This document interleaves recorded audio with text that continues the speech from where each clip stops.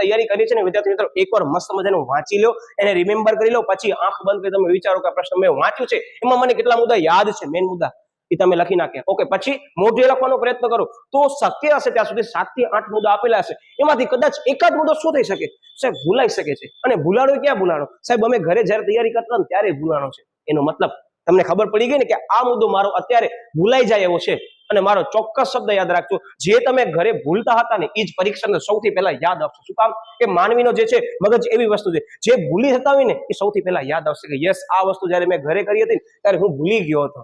એ ખબર કેમ પડશે? તમે સીધે સીધો યુદ્ધના મેદાનમાં જશો ને તમારી મિસ્ટેક થશે તો કોણ રોકશે? પણ અત્યારથી તમને ખબર છે કે કાલે મને યુદ્ધ લડવાનો છે, અત્યારે જ મારા શસ્ત્રો પડ્યા છે, મને જ ખબર છે કયો શસ્ત્ર ક્યારે ઉપયોગ કરવાનો છે. અને તમને ખબર છે જે શસ્ત્રનો ઉપયોગ કરો છો એ શસ્ત્ર કદાચ તમને ઉપયોગ કરતા નથી આવડતો તો ઘરે ખબર પડી ગઈ. બાકી યુદ્ધના મેદાનની અંદર કોઈ પાસે જઈને શીખી ન શકાય કે આ શસ્ત્રનો ઉપયોગ કેમ કરાય. તમારા સામે જ ઉભા હશે, બરાબર, તમારા